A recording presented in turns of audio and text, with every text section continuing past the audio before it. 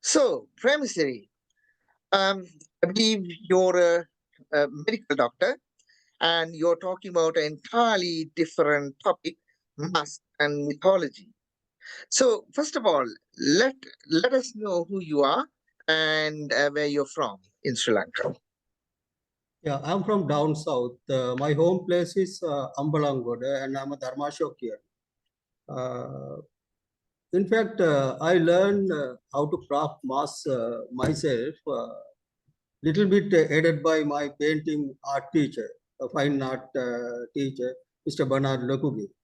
So, with all that in the background, in fact, I wanted to continue paintings or fine arts rather than the medicine, but the fate is different. I sat the advanced level without much effort. I managed to enter the medical faculty, not to the Colombo, but to the Runa. So there also, I was with the painting brush always. So I managed to hold an art exhibition in 1986 when I was in third year. At that time, my Vice Chancellor, Dr. Gavin Samaravikram, said that according to his knowledge, nobody is in Sri Lankan Western Medical Society has ever held one-man art exhibition up to that date. So I don't know the truth behind that, but I made it. But I was using the brush until the insurgency in 1988 and 89 came, because they forced me to paint posters and I refused. So after that, I was away from basically the painting and crafting work until recently, because I got another hobby, that is writing books and bird photography. In fact, I am the key Sri Lankan contributor of the Oriental Bird Club photograph lot in UK. And now it is owned by the Cornell University. Nearly 2,000 photo images there. Probably, Premasiri, I think we need to recruit you on another day to talk about your birds hobby. We had in the past several people talking about wild animals, but I can't remember whether anybody talked about birds. So probably I'll approach you for another lecture about the Sri Lankan birds. That's for another day. So for today, my question is, when did you start your affinity towards arts? Is it from school age? Is there Yeah, any guidance? school age. In fact, I got a fine art teacher who was graduated from Lucknow University, Mr. Bernard Lokuge. He's dead and gone long ago. He was behind. I mean, my father was dead and gone when I was at grade 4. In fact, he was like a foster father who taught everything to me. And he was the main force behind me in my artistic career. Okay. Um, and so you started with fine arts, drawing, and then later on you moved on to more craft art. Pardon?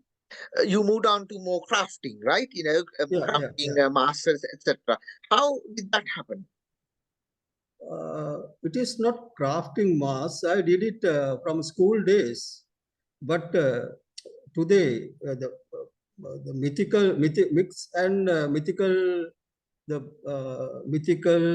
scenario behind the mass I studied recently, because nobody has taken up that subject.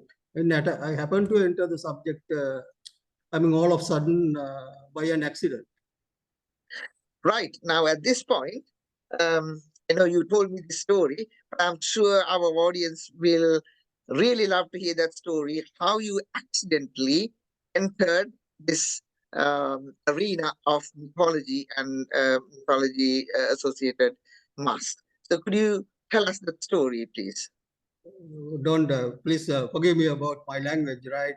Don't worry, don't worry. In year 2000, I was a teaching fellow at National University of Singapore. I happened to go to Thailand for a small medical conference.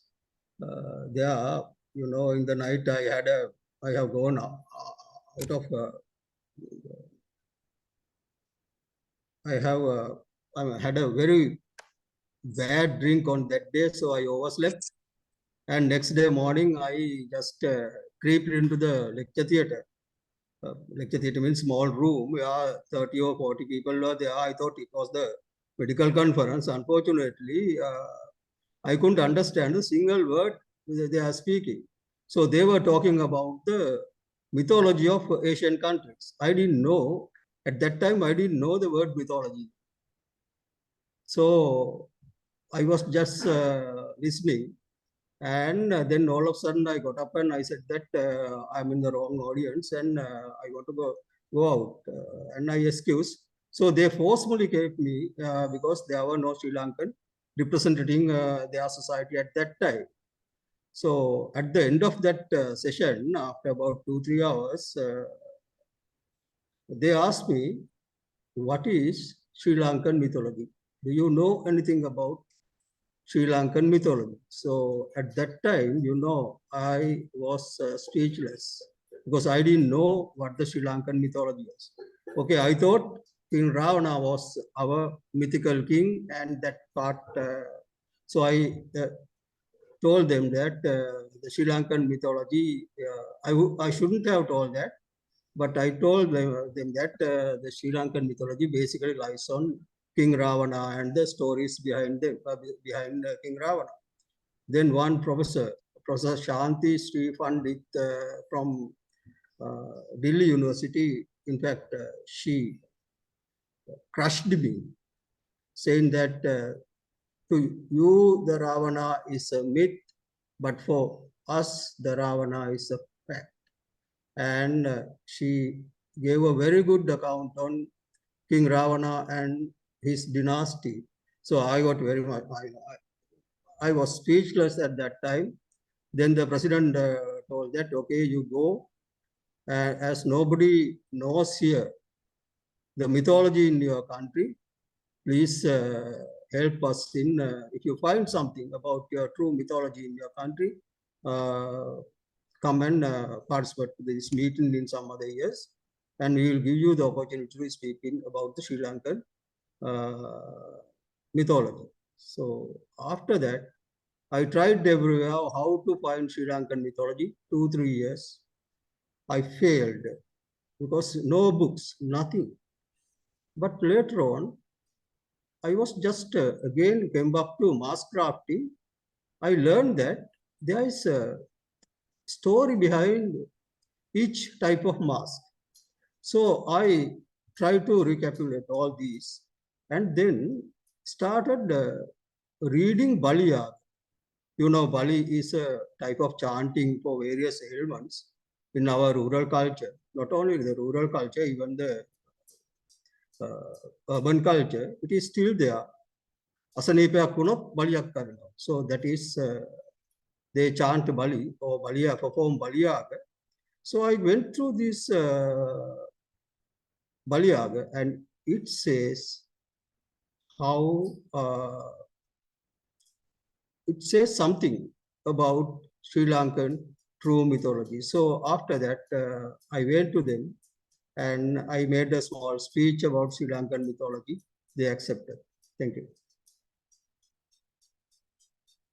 Thank you. Thank you very much for that lovely story. But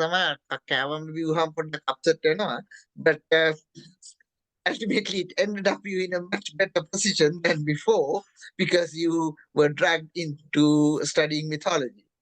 So as a professional, what is your profession actually? I know that you're a doctor, but what is your subspecialty? I'm a pathologist, morbid anatomical pathologist, or histopathologist. And you work in which In place? fact, one of my hobby is bird photography. So I'm basically going around the country. I started my job as a consultant after coming from Singapore to Ampara, Hambantota, then Badulla and Ratnapura. then Mathara, Kurunagala, and Karapitiya, all, and now I again in Ratnapura. Right. So you're quite settled there. And how did you started your interest in birds? There were a group of consultants. One is Dr. Vasanta Disarnayak, you may know him, senior consultant physician in Kandy, and Dr. Darshana Vijay Gunasinghe, a neurologist of my age. So we were all together, and we were anyway the wildlife lovers. But again, somehow or the other, about 2 decades ago, I deviated from the whole wildlife photography to bird photography as a group, because it is more challenging. The bird photography is a bit of challenging, it is very difficult. The birds even don't wait for a half a second still, so it's difficult to hunt. So we took up that interest and found that it is very, very interesting. And even today, Okay, we are that's very indulging in interesting. that hobby. Yeah. So now I believe, in addition to studying about mythology, you make masks as well in your home. Yeah, Is yeah. that correct? Yes. Okay. Do you sell them? Can we buy some of them if that's interests us? No, because if I am going to sell them, I'll let you know. Because basically, mask making has 3 traditions in our country. The first, in fact, they are the owners of this mask tradition, Ambalangoda people. There are 2 dynasties there. I mean, one is 2 families. One is Tukkavadu family. The other one is Aryapala Gurunanse family. More or less, the tradition is same. Then in down south, in Mathura area where I am residing now, they have Mirissa, Udupila, and Yatapila, several families. They are cutting masks for various rituals. Then in Pokunuvita Horana and Bandaragama area, another families are there. They have different styles. But what I found is all these 3 traditions are, they have a lot of loopholes. Some of these masks are, they have artifact value, cultural value, everything. But when it's come to the fine art value, some of them are not up to the standard. So I'm trying to amalgamate all 3 traditions together and create mask in a different style, where we have not only the artifact value, but the cultural and the fine art value as well. That is because so I started again cutting mask 3 years ago. I'm doing it everything in the traditional way, several hundred years ago, what they have done in the same way. Even I haven't started painting mask. Still, I'm having difficulty in preparing the colors. Still, I couldn't make a proper blue color in our traditional mask. So once it is completed, I'll start painting the mask and want to have a small gallery. Probably, if you happen to come to Sri Lanka in your leisure time or your vacation, yes, you are welcome. Come to my place and see some mask, but the selling is at present not done. Okay.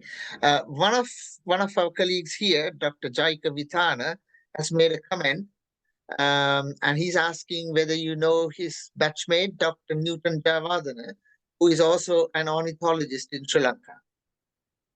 Yes, I have heard of him. Right. In fact, I'm not a ornithologist, but I'm a bird photographer. Okay. You're more interested in the photography part rather than the study of Yes. birds. I see. But Right. Recently we completed a big book, what is Compendium of Endemic Birds of Sri Lanka, which is a textbook. It is in print. It will come out soon, maybe 2 or 3 months. I'll show you the details later. Yeah. So my next question is actually, so you're a histopathologist by profession. and you have an interest in birds and bird photography. You go all over the country photographing birds. You do craft a mask, and you study about mythology and do presentations. Where do you find time to do all this? You I'm a actually work. histopathologist, and I don't have much interest in private practice. So I find somehow or the other I'll find my time. Not only that, I have written some books, 3 storybooks, 1 glossary, and I have hold some photographic exhibitions as with others. If you're not going to talk about the books during your lecture, could you tell us what they are, what the books are, and what are they about? These are basically, shall I, would you please allow me to share the screen for just 1 Yes, minute? sure. It's all yours. Yeah.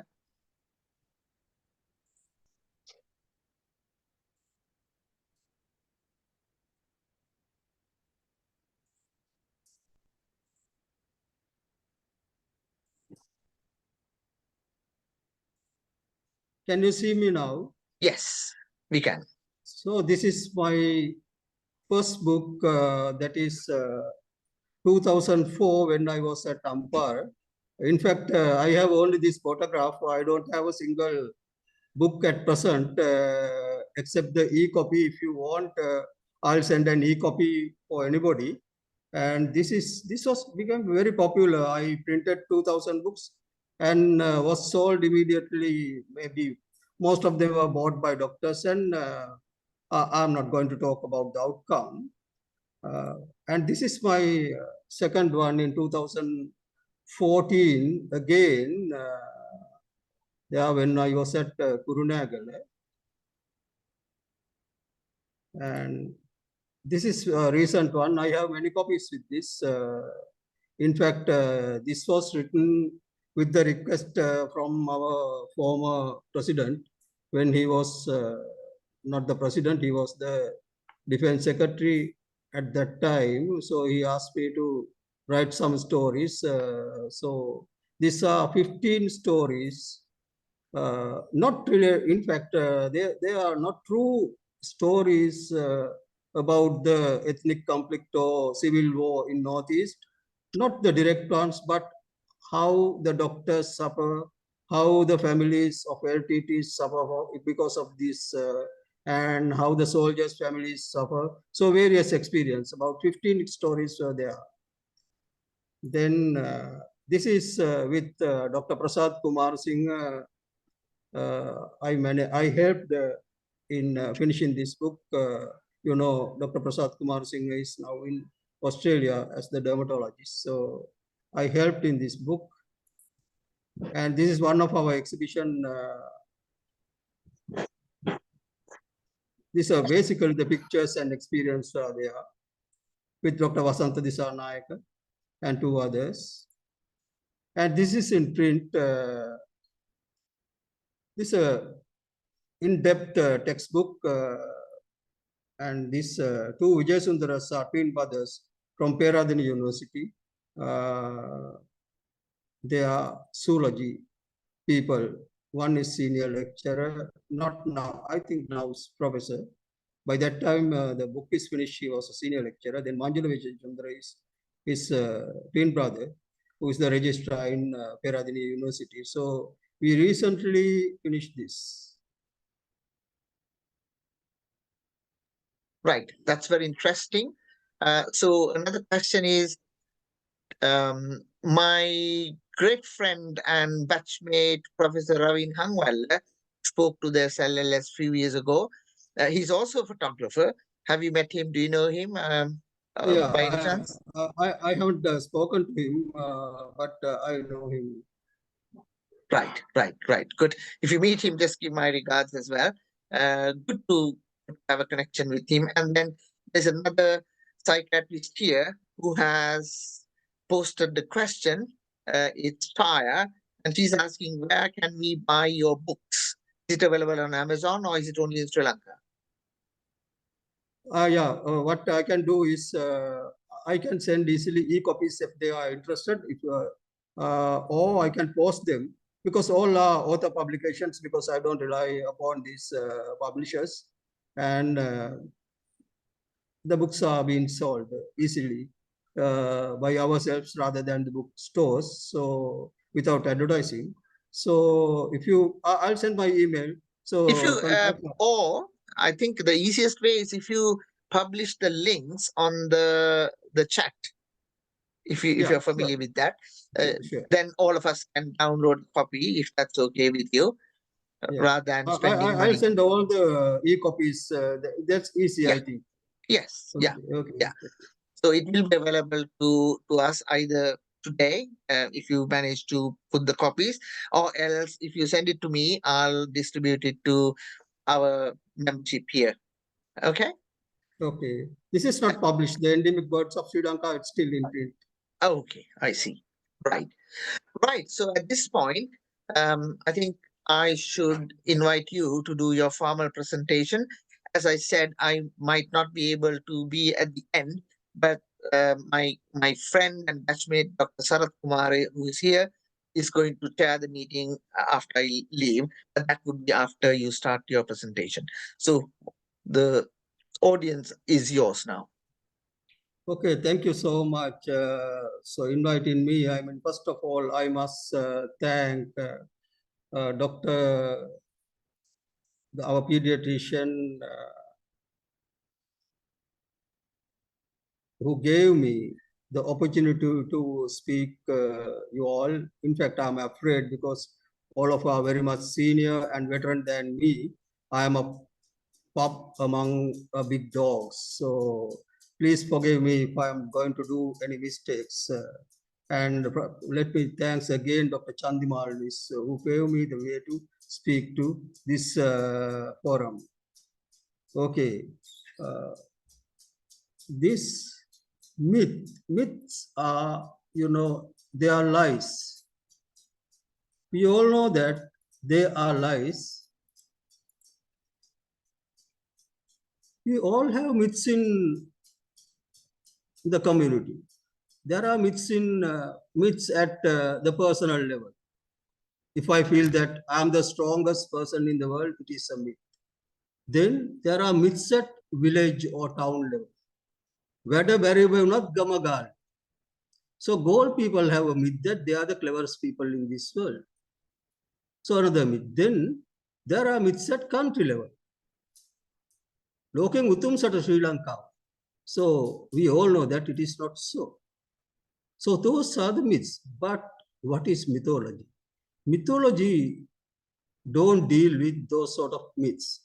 They are the ideas shared by the community, propagated from time to time, from generation to generation, deal with how the universe is born, how the mankind is created or born, how the first ever king is come into power, how the first illness started, what is the remedy for those. So these are the basic things that the mythology deals. If you classify the mythology, we all know the mythology in our countries. Well, Greek Roman mythology, we all know about this Herodotus, then the epical stories of then Latin American mythology, African mythology, Chinese mythology, Hindu mythology, and mythology of Middle East.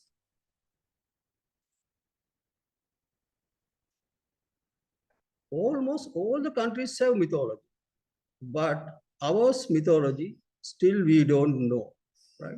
Why mythology is so interesting in other countries? Why it is so?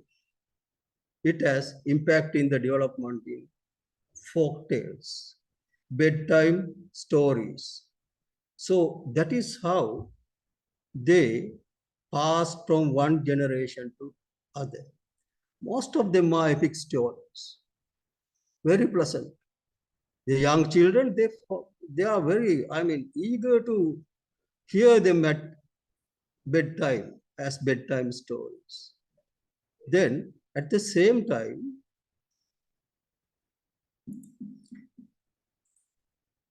let me classify the basic mythologies. Pure folk mythology, Greek, Roman mythology, the Latin American mythology, African mythology, the European mythology, where they, deal with Pandora and various other characters. So they are folk, pure folk, right? Then partly religious mythologies. They are mythology, even the devotee knows that it is myth, but they devote. The Chinese mythology and Hindu mythology, we all are aware that the Hindu mythology, the Mahabrahma created the world, Vishnu somehow or the other maintained it, and the Shiva destroyed it. So Chinese mythology also very elaborative one, having a lot of gods, right? Some of them are good and some of them are bad, and a lot of mythical characters like dragons are there. Then pure religious mythologies, which I'm not going to talk a single word about those. The two mythologies that originate from Middle East, which believe a single God, but we all know that those are unscientific and myths. Then what is our mythology? As I told you, we are not aware of our mythology. And what is the reason that we don't know about our mythology? It is our mythology is not so strong. Our mythical stories are not so strong. We don't know them. Why? Because many of our people are Buddhist people. The Buddhist people, by teaching, we are not allowed to believe myths. We are allowed to go behind Samadhisthya, and we are not allowed to, we are allowed to go by Samadhisthya, and we are not allowed to go by Mithya. So these Mithya are the myths. So our religion discourage the learning or spreading of mythology. At the same time, what I found is our mythology, we can't. If you go to the Hindu mythology, if you go to the Greek Roman mythology, where the Iliad and Odyssey describes, they are very pleasant. You can listen to them. You can speak about them, but our mythology is not very pleasant. So the stories in our mythology are very unpleasant. You can't use them as bedtime stories. You can't create nursery rhymes. Right? So those are unpleasant, sometimes fearsome. So that may be the other reason that this is not, going from generation to generation as pleasant form or pleasant story form. Then what is our mythology? We can say, we believe that the King Ravana is our mythical king. But as I told you, King Ravana is not a single person. It was a mighty dynasty before Vijaya, long ago. Right? Some of them are very much powerful aviation technologists. They used to travel here and there by low-flying aircrafts or vimanas. There are 24 types vimanas described if you dig the history. The people say that the King Ravana was using Rasadiya or mercury as the fuel, but I personally believe that they have used probably the alcohol as the fuel, and they use the technology not by the propelling, but by making anti-gravity process. My physics is not sound to understand the theory behind all those. At the same time, this, this Ravana dynasty people are very good physicians, very good physicians. In fact, one of king has written 4 medical books, and he has written one pediatric book, that is Kumara Tantra. That is the first ever recorded pediatric books in our world's history. We can be proud of it, but at the same time, we believe that Ravana is a mythical king, but I personally feel that King Ravana is not a single person, but a dynasty. They have done a lot, but by Indian invaders, their reign is gone. Even in other places, like this is from Pharaoh's pyramids, you can see, this is the place, you can see all these helicopters, aircraft, submarines, pictures, those days, 5,500 years ago, probably. This is from the internet, what I gathered. And this is King Ravana's Vimana and how it flies. And the physics, I can't understand using the anti-gravity forces. This is from the Inca civilization in Central America, where you can see the models, flight models. And even in 3,000 years ago, Maharishi Bharadwaj in India, he has collected all the ideas from King Ravana's dynasty, has written this book, Vaimanika Shastra. This is available. You can buy them through the internet. This is 3,000 years ago. So,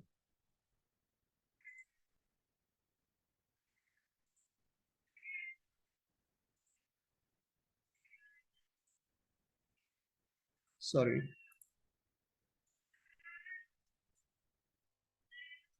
So we believe that the King Ravana is not our true mythology. So where our true mythology lies? No books, no stone inscriptions, no folk tales, no, but there are folk arts, Kolam, Baliyaga, and the legend behind the mask. So in detail, this Baliyaga describe our mythology. So what I'm trying to speak in a few minutes is basically got from Baliyaga, how and how our people talk about mythology. Right. Our mythology, it's related to the Indian. A lot of Indian cities, Indian civilizations, Indian cultures are described in our mythology.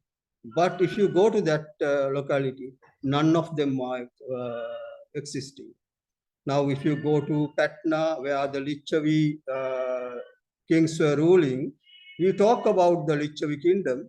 But if you go to the Patna kingdom, nothing related to our mythology. So let's talk about our mythology, some mythical stories. This is how we believe about the creation or origin of the universe, mankind, and others. This is our true mythology. This is the story one I'm going to utter, right? The world was created by Mahabrahma, and it is destroyed by 7 times by the sun, then 3 times by the wind, then start the rain. We know that all the mythical stories in Middle East, the mass flood, even in China, even in Hinduism, mass flood is one common mythical idea in all the communities all over the world. Then let's go back to the story. The water rised up to the Brahmaloka or the heaven. The Mahabrahma dropped a lotus seed into this water. Now nothing there, no universe, only the flood, right? So he put 2 lotus seed into the water. After many years of drowning, these lotus seeds settled in and germinated. The flowers were bloomed in the Brahmaloka. Now it is the earth where the lotus seeds are germinated. The floodwater is very high. The flowers bloomed in Brahmaloka. 2 of the Brahmas plucked these flowers and offered to 5 Buddhas. That is Vipassi, Kakusanda, Purnagama, Kassapa, and Gautama. They offered these 2 lotus.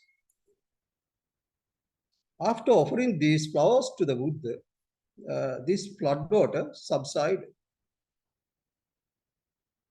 Then these 2 Brahmins descended to the world. The world at that time was in total darkness and nothing to eat. But they felt hungry. They start eating the mud, which was very tasty. After feeling this ground mud in our world, first time in the history, mythical history, they got the idea of, they possessed the feeling of lust. The one of the Brahmins became male, the other one became female. They start procreate. After this cohabitation, all of a sudden, the sun, moon, and other zodiac signs appeared. The world was illuminated. So from these 2, the human progeny started and populated all over the world by various ways. So once the population became very large, they felt it's time to better have a king now to rule us, because we do whatever we want. We don't know whether we are doing right thing, bad thing. So the feeling of king, the necessity of the king arises. First of all, this is the first story. They elect a person or lady as a queen, and her name is Manipala Devinase. I think there is a translation error here in our culture, right? It has to be Mahipala Visaunase, but you know, the British people who translated these ancient scripts,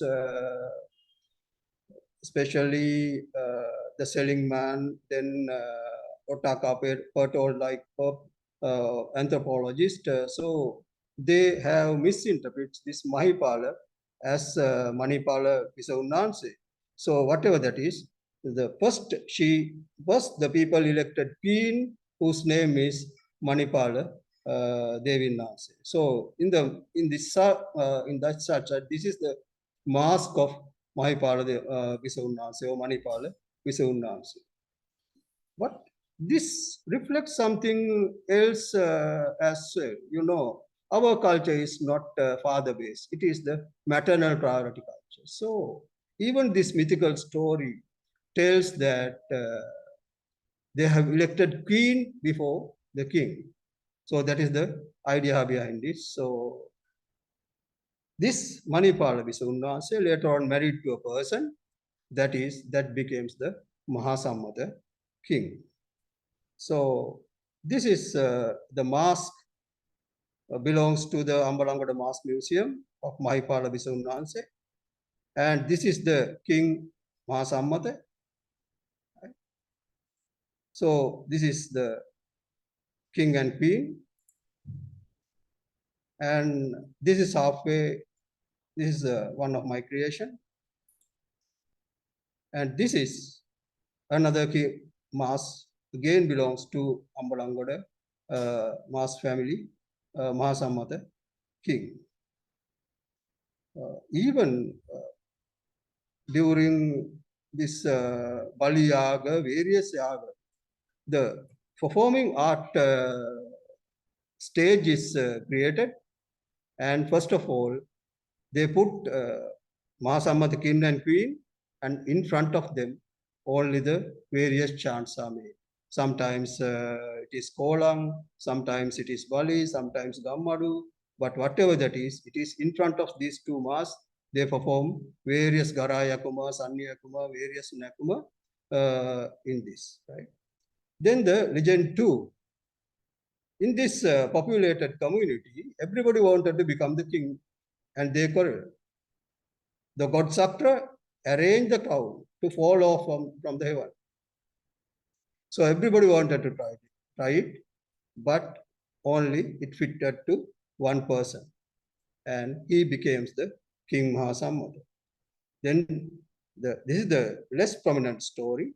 The king managed to find a wife, that is the Manipala queen. According to our legendary or our mythical story, this Manipala Bisavunanse or queen is a sister of God Vishnu. Right.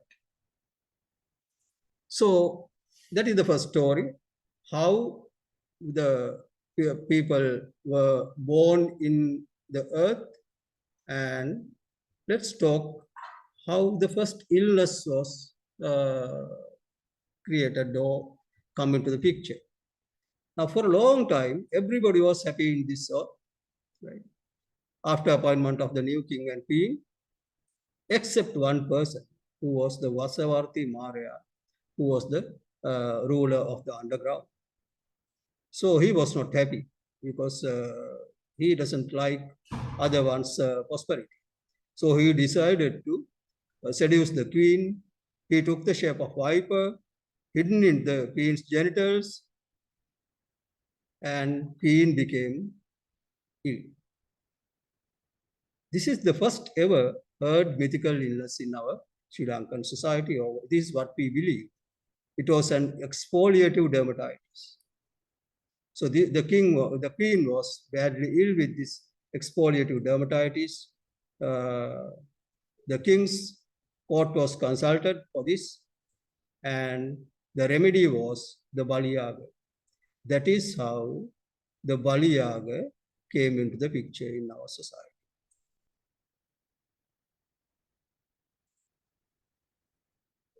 So let's talk about this Vasavarthi Maurya. This is the Maru mask, so Vasavarthi Maurya mask.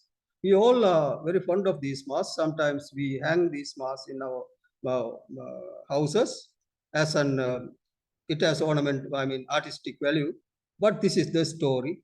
He is the ruler of the underground, and this is the Vasavarthi Maurya, Ambalangada style. So the Vasavarthi Maurya, according to the legends, right, he mainly aimed at women, arouses erotic and sexual feelings, and make them feel sick. He has 3 daughters, Tanna, Rati, Ranga, and hold a discus as the weapon. His vehicle is an elephant that is known as Girimekala elephant. So this is the Vasavarthi Maurya, and this is mine creation, that is Vasavarthi Maurya.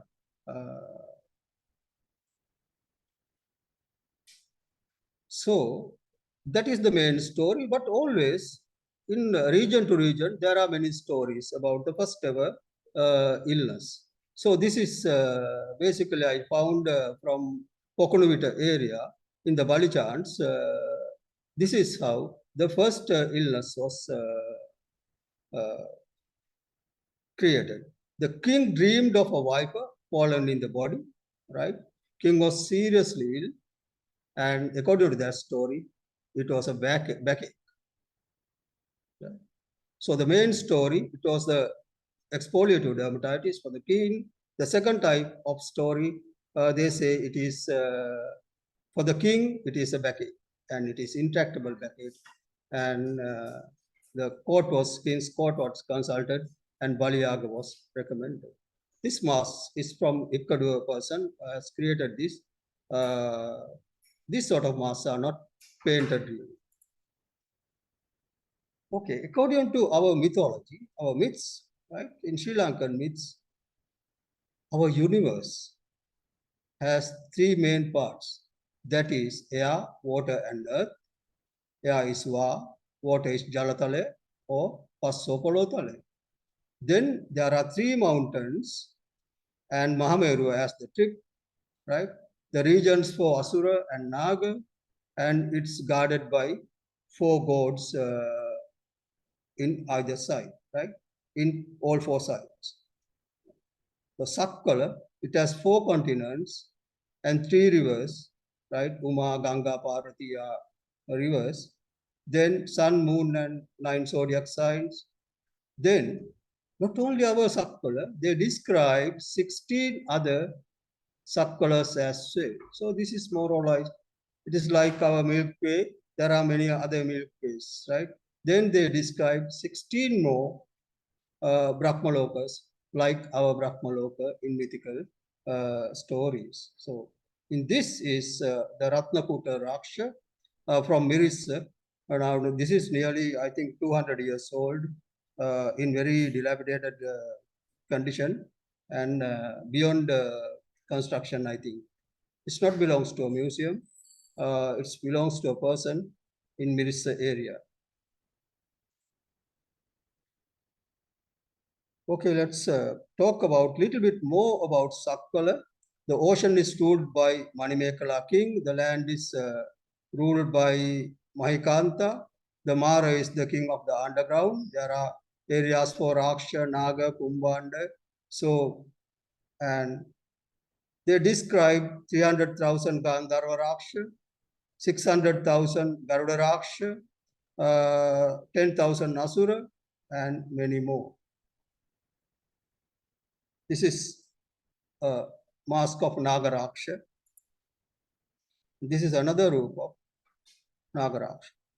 So our Sakkala has 7 legs. Some of the words are very familiar with you all. Anotatta, Ratnakara, Kunala, some of them are very familiar. 5 feet, Chitrakuta, Kailasha. So some of words are familiar. So this is how we describe our universe or Sakkala in mythology, right? We'll go to some other legend. Something about psychiatric illness or depression, or you feel depressed. It's very common illness. How it happens to our community, and what is the mythical remedy, what we performed for it. So this is the story. The king's wife became pregnant, had an unusual pregnancy induced craving. We all know that it is very common. I feel that it is psychic. The pregnancy is induced craving, and the queen wanted some masked men to perform and enjoy. So that was the craving. Simply, the queen want to enjoy herself by looking at performing art. That is, some masked men to perform and make her happy. So king tried everybody, but failed. All the masked men in the country were failed to make her happy.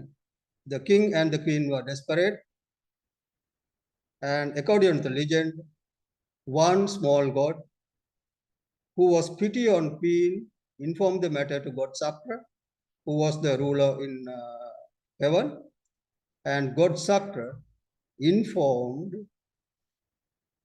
the Vishwakarma, who was the real craftsman, a talented person, who was the creator of all these fine arts. Okay, you better go, you better have some mass, send it to the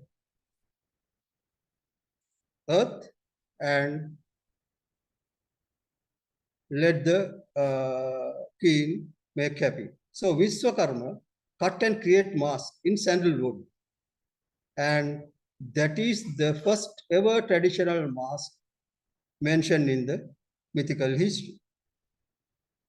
So Vishwakarma kept this mask, not only the mask, and there is an instruction manual with the mask, how to perform it.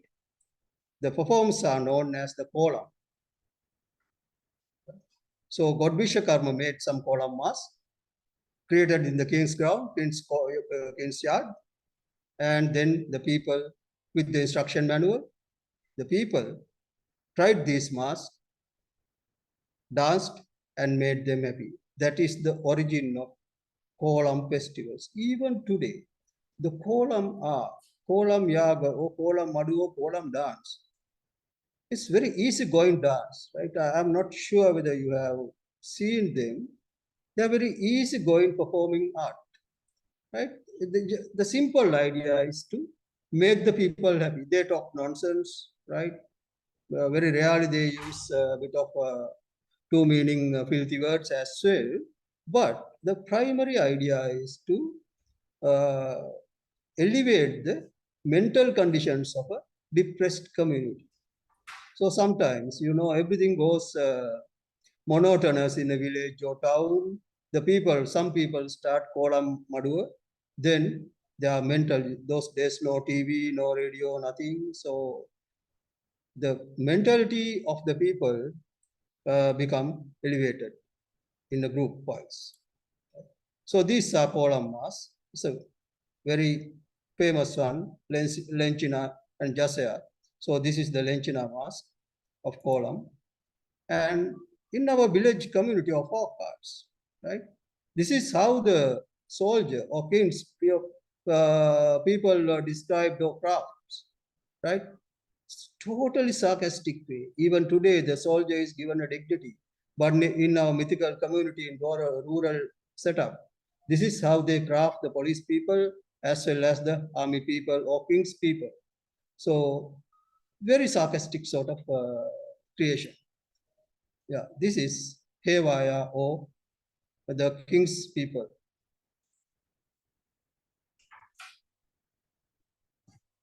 Then basically, three types of mass dancing are used for major psychiatric or psychotic illnesses, right? One is the Mahason Samayam, the other one is Garayakumu, the last one is Sanya. So first two is very fearsome, basically aiming at the psychotic illness. Even in our mythical society, I'm telling this because I'm a doctor and much of our audience are doctors. We are aiming at the medical illnesses. The psychotic illnesses are given the due respect. And those days, no cure, even for nowadays, the managing the psychotic illnesses are very much difficult. So they gave the due respect and they performed Mahason Samayama and Garayakumu for those. Those are fearsome dances aiming at alleviating the psychotic illness. The Sanniyakuma is a very milder form, basically for minor psychiatric illnesses and other physical ailments.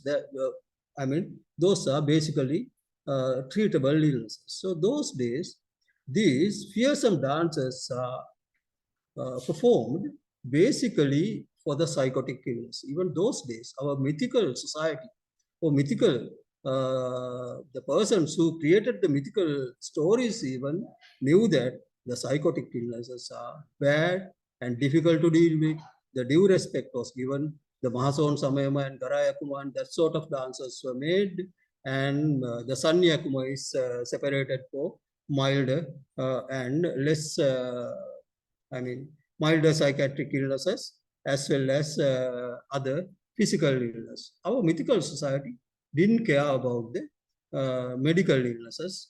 They didn't care. They just worried about the psychotic illnesses. So let's talk about the heart Sanni. In fact, though we call them 18 Sannis, nearly 30 Sannis are there in various place to place, various region to region. If you collect them all, more than 30 Sannis. So these are the basic 18 Sannis: Pola Sanniya, Amukku Sanniya, Kana Sanniya, Ginijala Sanniya. I'm not going to tell all the details. We will go to the story behind the Sanni, Yakuma, and Sanni Mas. Right? So this is a story. If you look at this story, these stories are not pleasant. You can't repeat it twice.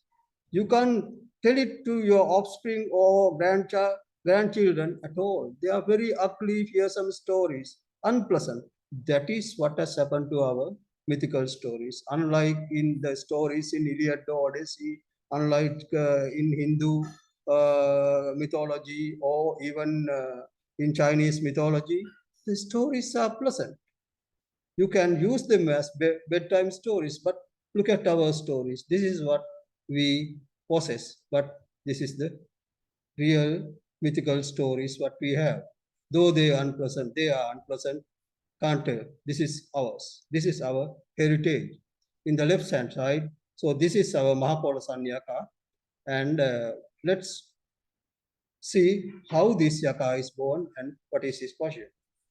One prince, conceived by particular ray of sun, gave birth to mass of flesh. You know, once the princes produce a mass of flesh instead of a baby, the people were not happy. They put the flesh in the pot and float in the river. The pot was taken by an Rishi and safe kept. Two babies were born. They grown up and they were known as Lichavi. Lichavi means white colored skin. So this is the same Lichavi that we talk about.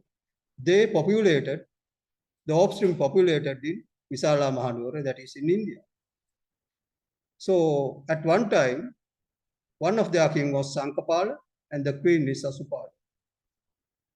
The king had left the palace for a war without knowing that the queen was pregnant. So this happens. After he arrived from the war, the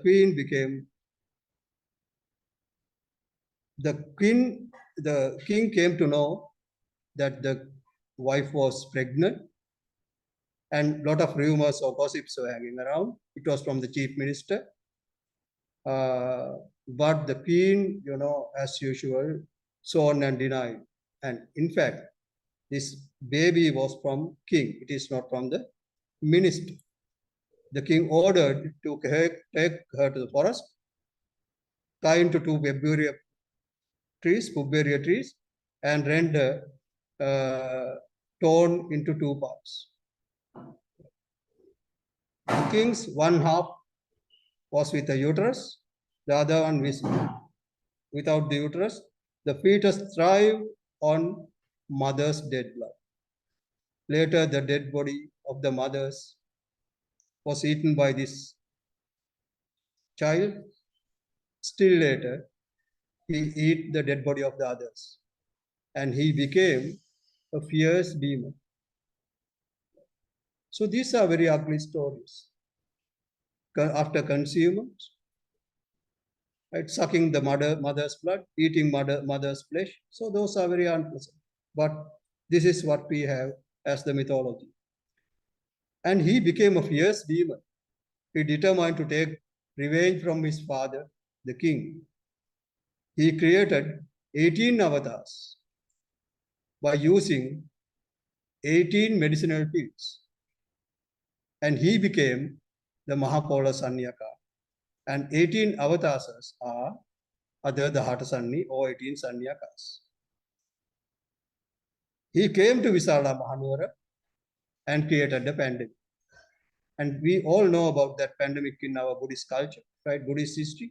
In Visala Mahanura, the pandemic. So this Mahapola Sanyaka and his 18 associates were terrifying the people, killing them, eating them, so making the pandemic. But the Lord Buddha came, chanted Pirit and controlled the demon. But, the demons also will have to live. So they were allowed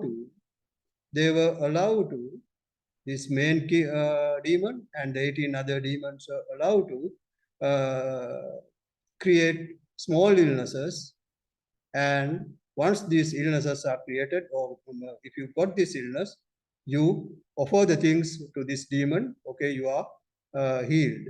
That is how the Sannimas and 18 Sannimas or Sanni dance come into play. So this is the first sanya, or kana sanya. So this sanya make the people blind, difficulty in seeing, sometimes the cataract. So if you get this illness, the people offer to this demon, the demon thrives as well as your illness is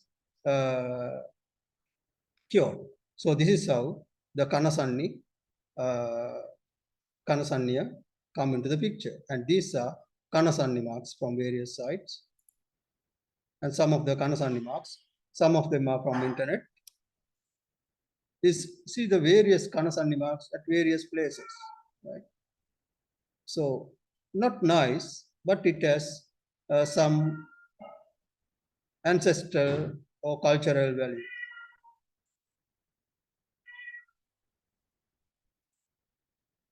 Then the Gilijala Sanya, this is from Ambalangadu, and causes high fever and febrile fits. Okay, if you have the febrile fits, you offer something to this demon, you will get cured. So that is the story behind it. So this is the Gilijala Sanya.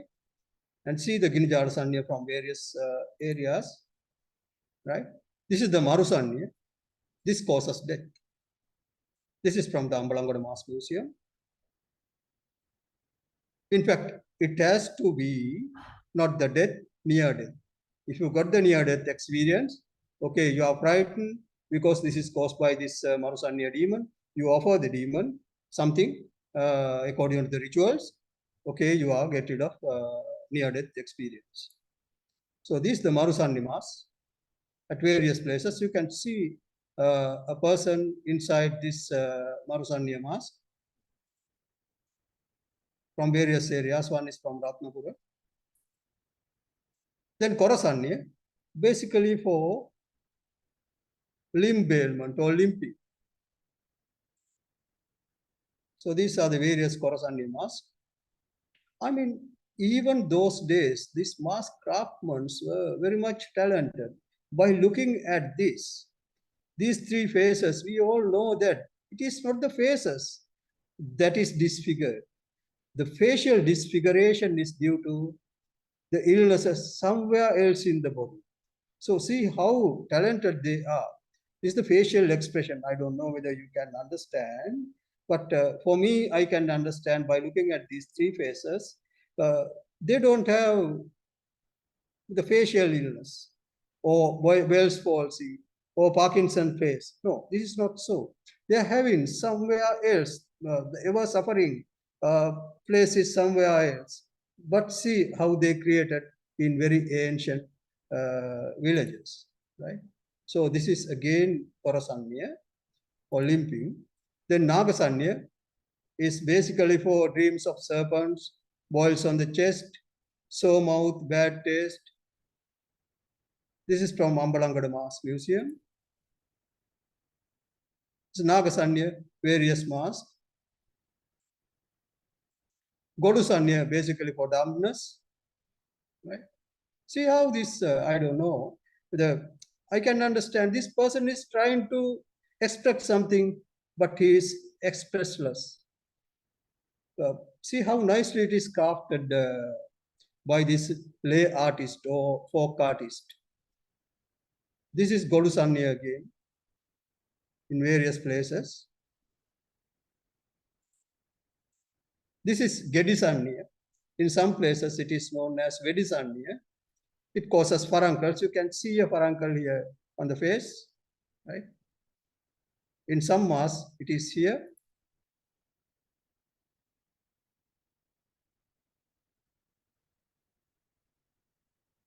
Pitsanya. It's basically caused the biliary disease. It's again various type of Pitsanyas. Gulmasanya is for parasitic worms, loss of appetite, demand sweets, abdominal pain. This is again Gulmasanya. Then Vatasanya.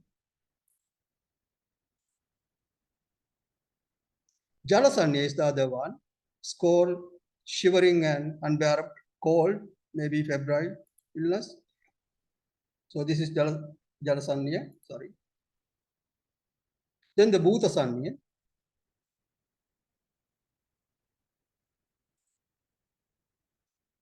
This is Pisu Sanya. You know, the Pisu Sanya, it is the temporary madness. It is not the permanent psychotic illness. So these Dhatasani demons are not fearsome demons. You can offer something to this Pisusanya, okay, get rid of your temporary madness.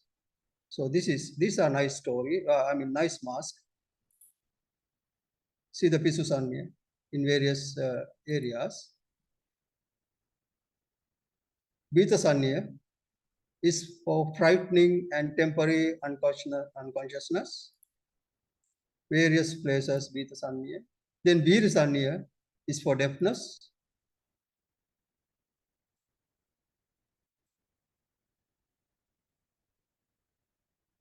Yeah, this is what they called is Demalasanya. They utter nonsense, maybe hysterical illness. So that designation was given. This is the Demalasanya in masks in various areas. The Vevulum Sanya is also for, I told you that now I have gone through 18 Sanyas. There are so many type of Sanyas, Vevulum Sanya, and so on. So that is the minor illnesses and minor medical illnesses, minor psychiatric illnesses. So they causes, we offer the offerings to those demons. But this is fearsome. This is for one of the major psychotic illnesses, right? That is Garayakuma. The Garayakuma is performed in our culture for the major psychiatric illnesses, which is incurable most of the time. They offer offerings to the small demons like Dhatasanya, failed, various other Bali, Yaga, everything is failed.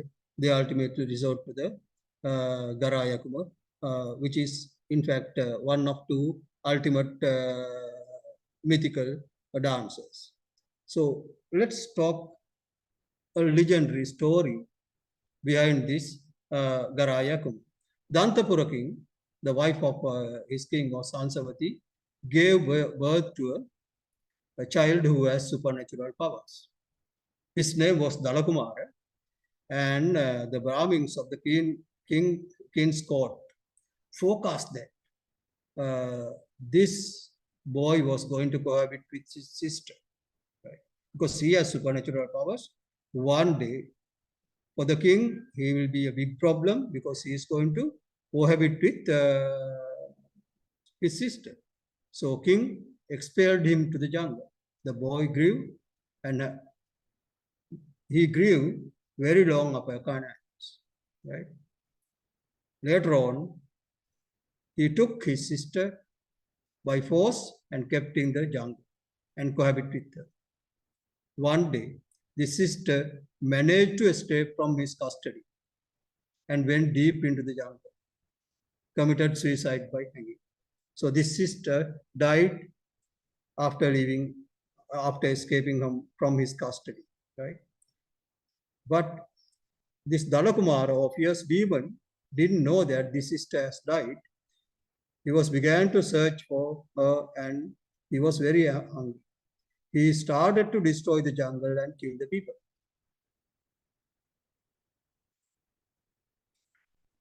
According to our legends, he ate 1,000 buffaloes, drank billion king coconuts, and his belly became enormous. His canines or dala grew further long. His destructive behavior is no longer accepted. This message was went to the heaven, and the king Vesamuni, or the Vesamuni is the one of the fierce person in the heaven.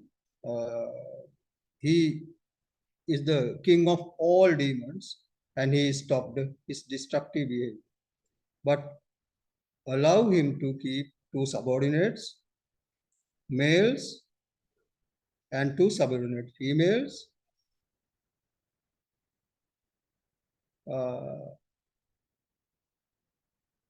Allow him to accept the offerings for major psychiatric illness and cure them.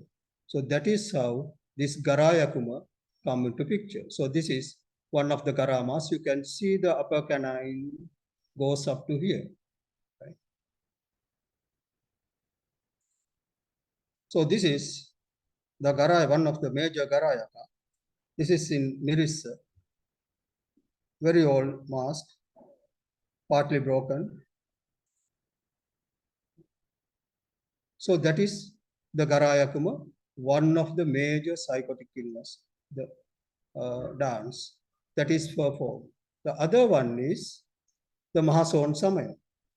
It is the story, not going, very far, but the King Dutagamunu's time. The Gotaimbara is the warrior of the King Dutagamunu, had a pretty wife.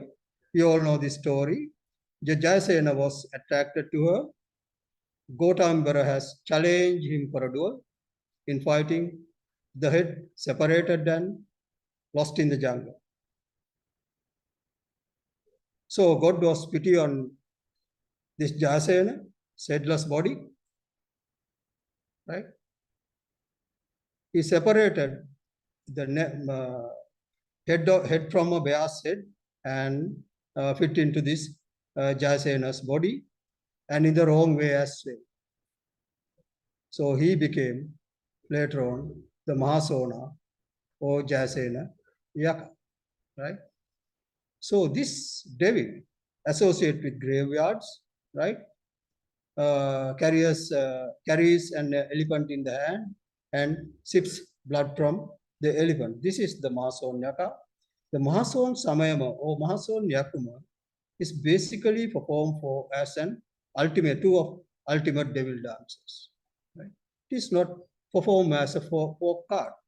So it is basically for people with dying psychotic illnesses. So these are so there are many more stories, but I'm going to stop at that time now. And these are some of the masks for Kolam. So this is Kaluyaka is another legendary story. So this is the Kaluyaka. And these are Kavaraksha. This is a circle. It has a combination of 4 masks, right? So all these masks have the stories behind. So this is Nagaraksha. This is another type of Nagaraksha. So there are 16 Rakshas I described. So this is Gurula. So this is Mirista style Gurula. So this is the Bentara style Gurula. This is Ambalangoda style Gurula. This is Maru. So before winding up, these are the references from M.H. Gunatilaka, who was a professor in Kelaniya University, Mass and Mass System of Sri Lanka. Then Otaka Pertol, Gods of Sinhalese, the ceremonial dance of Sinhalese, Otaka Pertol. This is basically the pictorial book by R.C.B.S. Manukulu Surya, the Mask of Sri Lankan Mass and Kolam dancing. So this is the key person who investigated the mythology in our country. That is Professor Nandadeva Vijayasekara. He has written 2 books in 2 volumes, Deities and Demons, Magics and Marks. So this is the other one I told you, the Vimana aircraft. That is something about Ravana's aviation. Thank you very much. Okay, thank you, Premasiri. That was quite a fascinating talk. And I'm sure you are okay to take some questions now, are you? Sure. If, you know, I am not expert in this field, but you know, I happen to enter this. I'll try my best. Yeah. How many, if anybody wants to have, anybody has any questions, or if they want to share any, experience or knowledge on the myths kind of unique to Sri Lanka or to myths all over. So please do ask any questions. Well, one word, I am not a very good presenter. Sorry about it. No. I think it was quite very interesting, fascinating talk. There's nothing wrong with the presentation at all, Premasiri. Okay, thank you. Yeah. Right. So has anybody got any questions at all? Okay, while we waiting for any questions to come up, can I ask something, Premasiri? Now, you mentioned about the Mahasona. Yes. So when we have heard about Mahasona and Ririyaka. Yes. Very often we hear these things, they were struck by a Mahasona or Ririyaka. And so where does the Ririyaka fit in? Because this is the first time that I heard about the Mahasona in this kind of an angle. So is Ririyaka also a kind of a In fact, I don't have a legend about Ririyaka in our mythical history. You know, we don't have Ririyaka mask as well. Okay. Yeah. So it's only you know, it is the folk people. Mahasona, yes, we have Mahason mask and all. So Ririyaka, though they are mentioned about the Ririyaka, about saying that they are, I mean, more or less inhabiting in the graveyards, thriving on dead bodies. But unfortunately, for me, no Shalokas, nothing about this Ririyaka, but we all afraid of Ririyaka. Yeah. At the same time, we are all afraid of what this lady who is carrying a baby and asked to take the baby for a while. But nobody, no, in our legends, I feel because they are folk beliefs. Yeah. They are folk beliefs, but not in the written legends. So, I mean, in our Purvey study, the stories about Ririyaka and this, not Query, but I can't remember her name, Mohini. Mohini were not there. It's very common in villages. They believe it. But unfortunately for me, I couldn't find any of the stories behind this Mohini and Ririyaka. But as you correctly said, yes, very good. I'll try my best. If I happen to come across any literature about Ririyaka, I'll let you know. Thank you. Thank you. Right. Does anybody else has any questions? Hello, it's Mahendra. Mahendra, yes. Hello, Premasiri. Thank you very much for a very interesting talk. I have a question. You may have covered this. Maybe I didn't quite understand. I'm not quite sure of the connection between Sri Lanka, Sinhalese history, Buddhism, Hinduism, and Indian stories. How this cultural connection between India and Sri Lanka, religious connection between Hinduism and Buddhism, how much have they influenced the mythology stories in Sri Lanka? Yeah, definitely there is influence. Even not only the Hindu and India culture and the mythology, the mass floods. It is described in Parana Testament, even in Roma, Greek mythology, in Chinese mythology, same as ours. But in our mythology, we talk about a lot of Indian or Damadeva areas, Damadeva cities, Damadeva kings. But what I'm trying to say is, if you dig the Indian mythology, none related to the Sri Lanka is found. But for us, we found a lot of words, lot of cities that is there in India.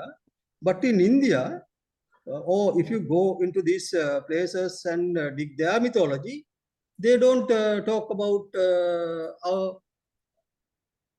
our country or any of our characters. Right. Now, our mythology deals with Lord Buddha.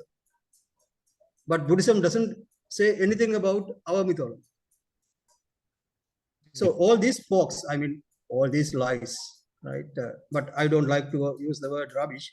You know, these are these are the valuable things that only only a few people has look into, peep into.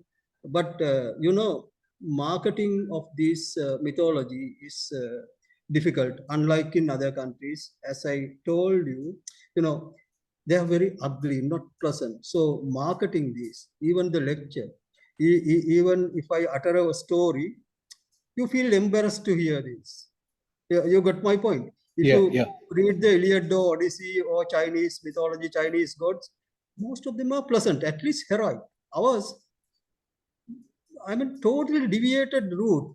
Our mythology has gone. I don't know who is the creator. It has deviated from the good route, and we were nowhere. I mean, we can't market. We can, I mean, it is better to have the performing arts rather than going deep into the true mythology in our country. Thank you. All right. Does anybody else has any questions? Kavan. Okay, Kavan, yes. I have this book. Do you know anything about it? This Yeah, this is Yes, I have this book. I recently bought it. It's basically it describes the mask making, the art of mask making. It's from a Bentara person. He has studied a lot on mask making. But, you know, this book doesn't describe much on mythology, the stories behind the mask. But it elaborative, very elaborative chapters are there. I have spoken to this person in person 2-3 times. But I'm not sure whether he is he is a university person, I think. Yes. From the visual arts. Yeah, visual arts. He is very good. He has described in detail. But unfortunately, the birthplace of Mars is Ambalangoda. Not due respect to Ambalangoda is given, but for he has concentrated more on the other areas. I don't know why, because maybe he is from other area that, you know, there are various. But this book is for a beginner. It's very good. Very, very good. You said that the Indian mythology doesn't mention Sri Lanka. Ravana is mentioned in the Indian mythology. But for India, the Ravana is that is only in the big story written by Valmiki Ramayana. But for Indians, King Ravana is they don't believe him as a myth in the real their history. What that is, I don't know. This is my personal understanding.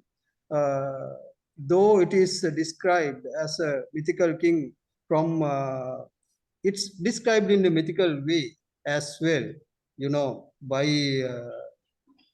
having 1,000 heads, right? Mighty powers. Yes, correct. You correct.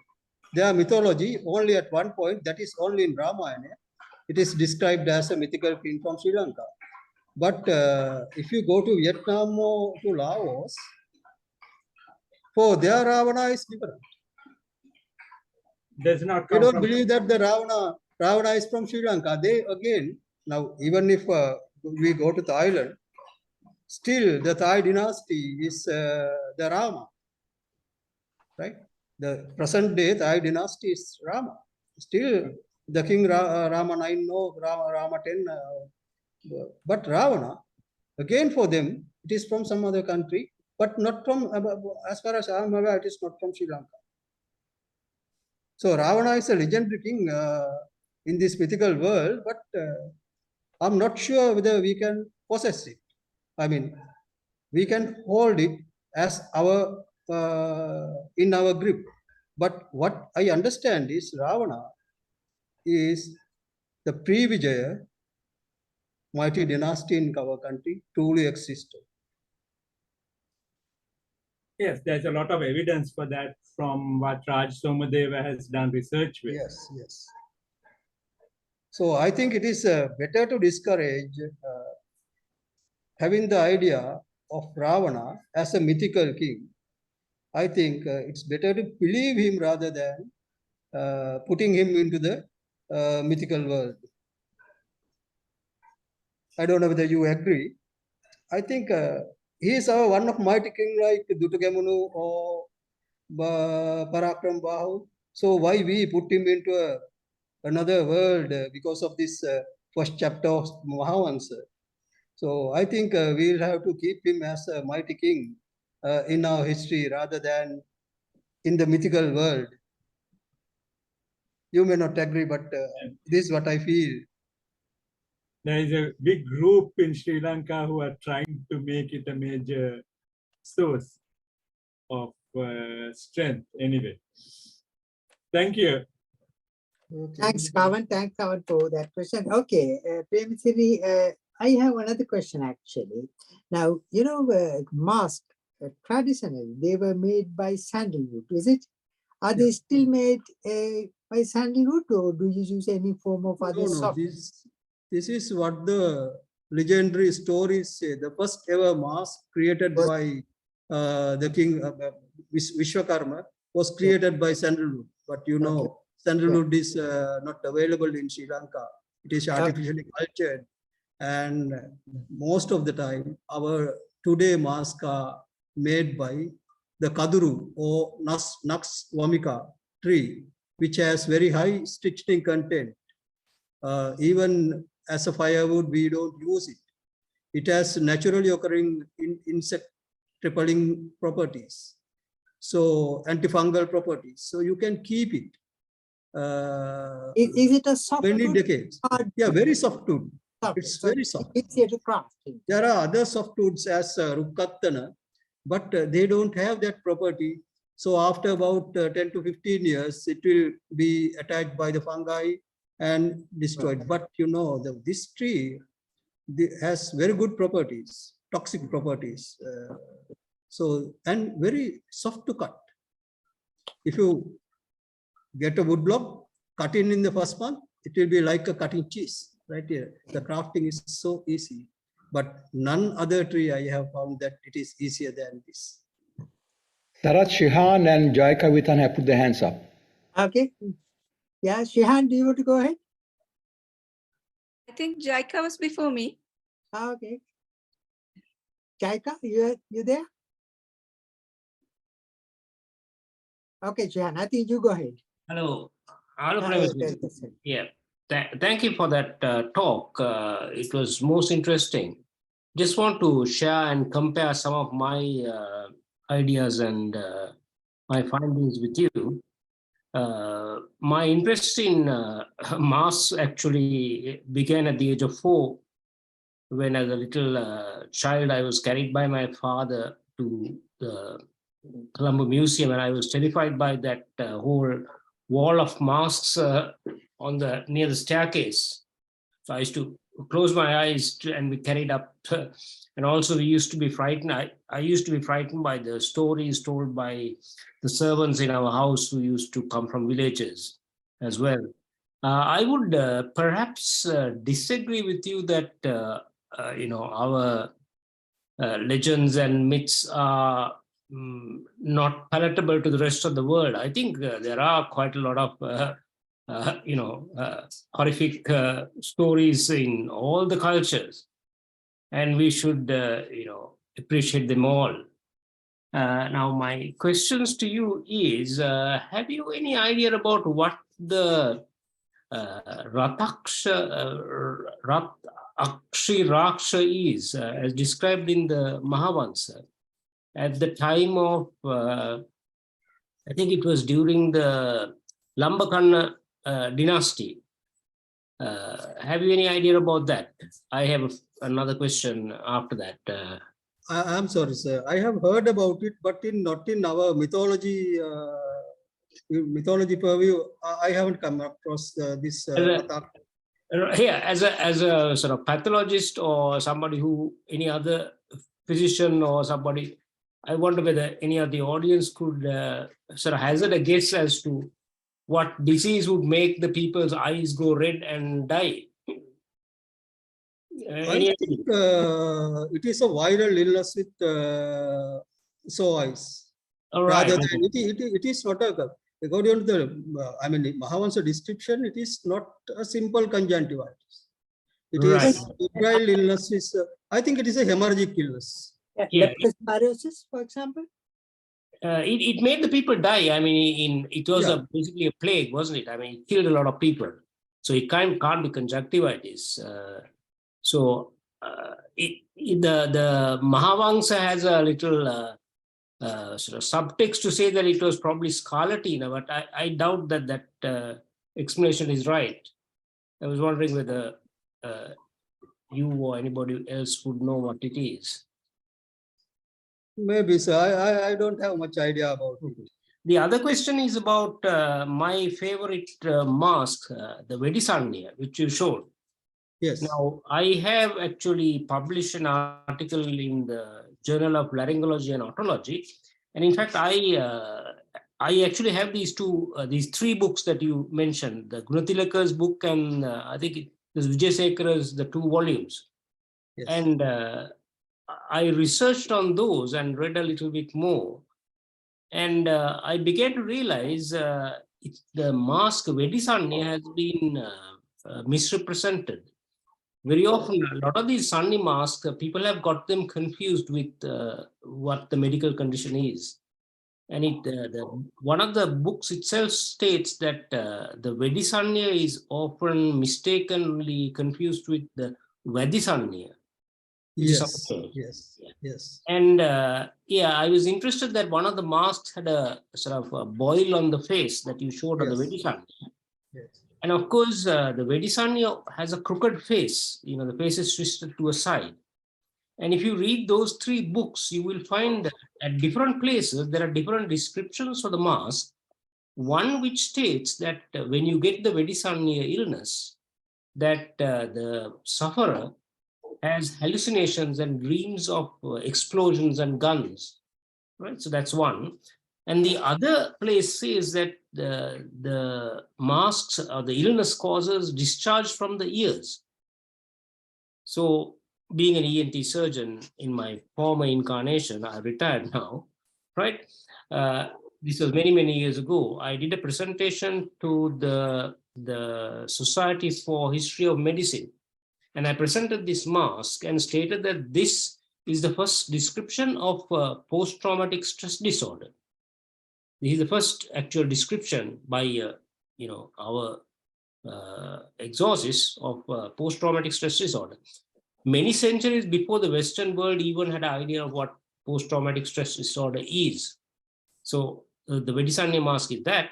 And the other point is that the discharging ear, I'm certain during the time that these guns were used, these sort of matchlock, the guns which would have the explosion, and most of the explosion are also blasts on the face of the person who's shooting. And it is well known that if you use guns, you can damage your ears. I mean, we know that unilateral hearing loss, traumatic hearing loss due to noise is by using guns. So I would assume that in the past, there was also the force of the explosion, which would cause the eardrum to rupture. No antibiotics, the ear gets infected. And subsequently, of course, the ear infection causes a facial palsy, cholesteatoma and facial palsy. Hence, the patient ended up with a twisted face. The face would get twisted because the side that would have the discharging ear would not move. Hence, the demon has, when you smile, the demon has the mouth being pulled up to the other side and the teeth showing on one side. So this was my take on this. It's a bit complicated. And there was an article in the island as well. I'll probably come and meet you one day and I'll share it with you. In fact, I'd like to come and meet you anyway, because I have a great interest in art and your masks are fantastic. And I could, think of, coloring the masks. They are very badly needed. I mean, your skill of crafting the mask is fascinating. Thank you very much. Premasiri, your mic is, I think, muted. Okay, right. Thank you. Thank you. I think Shihan, you have question? Yeah, yes, I have a question. Yes, it's about the, you mentioned Lionel Benthera. I went to see him and I bought a copy of his PhD thesis, which he converted into the book. But I went to see him because I saw some masks that are of Kapiri masks. So for me, it's kind of ethnographic because we don't know much of the African presence in Sri Lanka. So I just wondered if you came across that and why those Africans are put into mass. Is it anything to do with spirits? Because spirits are so important to them. No, it is not so. It basically is Kapiri mask, the mask of the most places, various animals are crafts and danced in column just to make people laugh. So there is a community of these black people in down south, close to Hambantota those days. Now they are mixed up. So these masks and this Kapiri mask, and then various the folk faces like the village, the person who come to trade various things, a Muslim person to the village is being crafted and dances. So this is the one way that our folk artists, I mean, express themselves about the various characters that they have seen. Even during the World War I and II, some of these, black people came as the soldiers to Sri Lanka. So they must have, I mean, observed them, crafted their faces as masks, and they, I mean, dancers, include these characters into their dances in a funny way. I mean, even those days, the king's people were mighty. Nobody want to handle with these king's people. But see the way that the folk artists crafted them with a cleft palate. Right? The Raja Hevaya was made funny. So this is the only place where they can express themselves about the two characters. So there are quite a number of Kapiri masks in various places, and in some of the masks, there is a old saying that these people are eating, they are cannibals. So the British has put a padlock on their lips. So some of these craftsmen they have crafted these masks with a padlock on the lips, this Kapiri mask.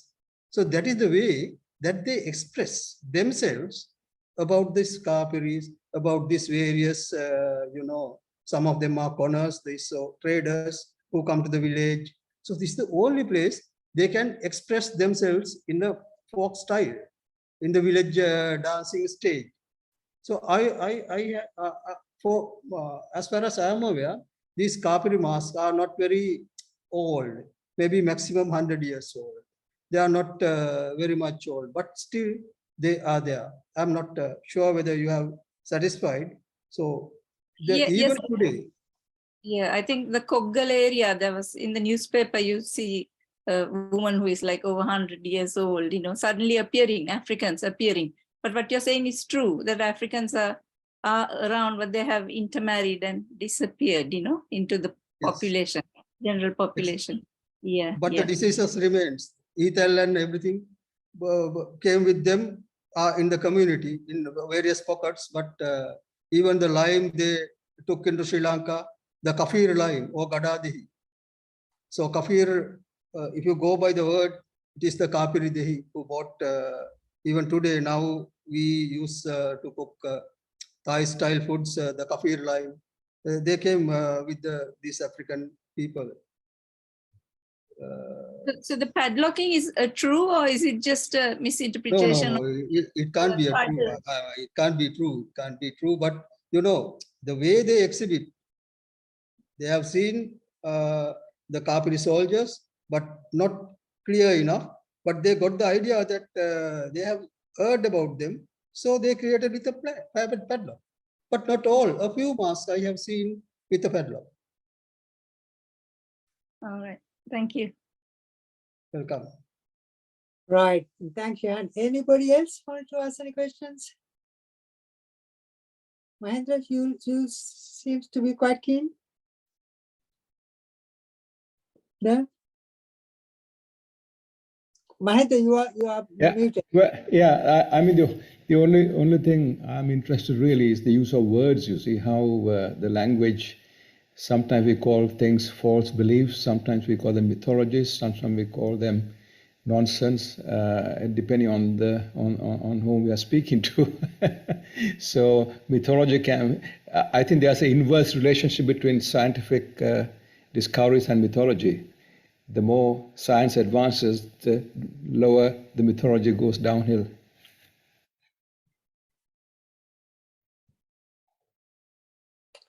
So I don't know whether you really enjoyed it, but it's another aspect of our life. Even today, our culture, we perform Kolam Madu, Gam Madu, Devala Madu. If you happen to see, and nowadays those, I mean, more or less disappearing, but still they perform. But basically not in front of us, but basically for foreigners, they come, and for money, some people will dance. That is the pathetic aspect of it.